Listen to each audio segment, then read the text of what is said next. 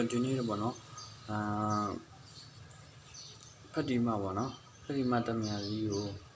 ပေါ့နော်ဘယ်လိုပြောမလဲဗျာသိရမလားအခုတော့ပေါ့နော်ဖတ်တီမတမယာကြီးပိတ်တာလို့ပြောတယ်ဗျာအဲ့တော့ကျွန်တော်တို့နော်ဘယ်လိုအားပေးစကားတွေကိုပေါ့နော်မဖတ်တီမကိုအားပေးစကားတွေဘယ်လိုပြောသွားလဲဆိုတော့ကျွန်တော်တို့ပေါ့နော်ကြည့်လိုက်အောင် let's go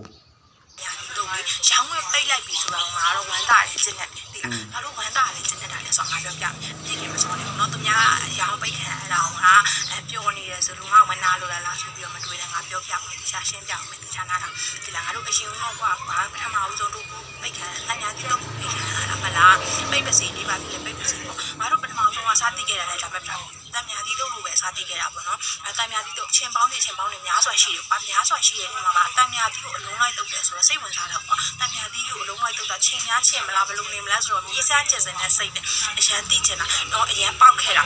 အဲနောက်ပိုင်းကျတော့ငါတို့ဗာလဲဆိုတော့တမ်းများတိတို့ကိုမှဖတိမတမ်းများတိတို့လို့ပြောငါတို့သိလာတယ်အဲ့ခါမှာဒီတမ်းများတိတို့ကဖတိမရောင်းတာပါလားဖတိမတိဗိုက်ကြီးနဲ့ကိုဝင်းကြီးနဲ့ပေါ့နော်ဒီအချင်းမောင်းရောင်းလာတာဘယ်နှစ်ရှိပြီဆိုပြီးတော့ဖတိမဆိုပြီးတော့ထပ်ပြီးတော့သိလာအဲ့ခါကျတော့မှအခုဘာဖြစ်လဲဆိုတော့တမ်းများတိတို့ကိုလုံးဝအယောင်ပိတ်ပလိုက်ပိတ်ပစီဘာဖြစ်လဲငါအနေနဲ့ကတော့ငါအတွင်းနဲ့ကတော့ဒီလုံးဝပိတ်ပစီနော်ဘာဖြစ်လို့လဲဆိုတော့သူတို့ပိတ်ပလိုက်တာတမ်းများတိတို့ဆိုတာပိတ်ပလိုက်တာငါတို့ကိုသိလာတာကဖတိမဆိုပြီးတော့မသိလာဟုတ်တယ်ဖတိမဆိုပြီးတော့မသိလာတာဖြစ်တဲ့အတွက်ဒီငါတို့ကပြောမှဆိုလို့ရှိရင်ဒီဖတိမဆိုတဲ့အမှားကသူကဒီ personal brand ကိုသူကဖောက်ပြီးသွားတယ်ဖတိမဆိုတဲ့နာမည်တစ်ခုရပြီးသွားပြီဟုတ်တယ်လေနော်အဲ့ဒီကြောင့်တမ်းများတိတို့ပိတ်လို့စီနော်သူနောက်ထပ်ဘာလုပ်ထားလို့ရတယ်အခုလိုမျိုးပိတ်လိုက်တဲ့ဟာငါဘာလို့ထပ်ပြီးဝမ်းသာရလဲဆိုတော့ပြောပြအောင်မယ်နော်သူတို့ကတန်ညာတိတော့ကိုပိတ်လိုက်ပါပြီလို့ပြောလိုက်တဲ့အခါမှာလူအများစုကဘသူ့ကိုယုံနာတတ်တယ်မဖတ်ဒီမကိုယုံနာတတ်တယ်မဖတ်ဒီမရောင်းရနေတဲ့အချိန်ကျတော့မှသူခင်ဗျာကိုဝင်းနဲ့လှုပ်ဆောင်နေရတာကိုလုံးရက်လိုက်ကြတာဆိုတဲ့စိတ်အဲ့အတွက်ကြောင့်မလို့မဖတ်ဒီမ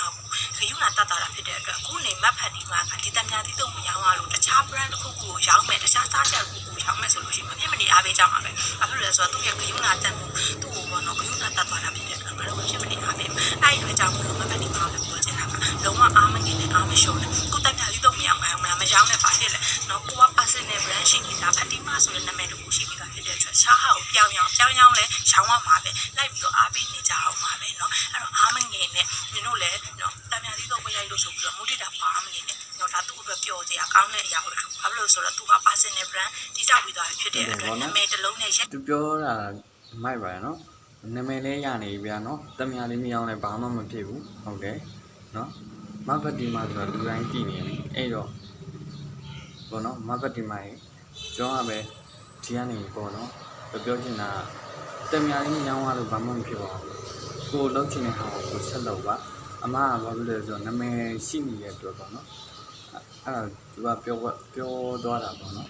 ဘာဖြစ်တဲ့အတွက်သူပါရောင်းဘာလို့လဲအကုန်လုံးဝိုင်းပြီးတော့ support ပေးမယ်လို့အများကြီးပဲเนาะအဲ့အတွက်ကြောင့်အမကိုလည်းပြောချင်တယ်အားမငယ်နဲ့အမလောက်ချင်ရှိအောင်ရှေ့ဆက်ပြီးတော့လုပ်ပါရောင်းမလဲဆိုတာကိုပဲဆက်ပြီးတော့တွေးအမလုပ်ပဲအလုပ်တိုင်းမှာအကုန်လုံးဝိုင်းပြီးတော့ပတ်ဖို့မဲ့သူတွေပဲရှိတယ်အဲ့တော့အားမငယ်နဲ့เนาะတာမြာလိတော့ကလေးမရှောင်းရလို့အမတော့ဘာမှဖြစ်မသွားဘူးနာမည်ရှိနေတာဖြစ်တဲ့အတွက်အဲကြောင့်မလို့ဆက်ပြီးတော့ကြိုးစားဆက်ပြီးတော့လုပ်အဲ့တော့ညီတို့တွေလည်းမူလီတာမှာပွားနေတော့အဲ့ဒါမှလာပြီးတော့ပြချင်တာဒါပဲเนาะ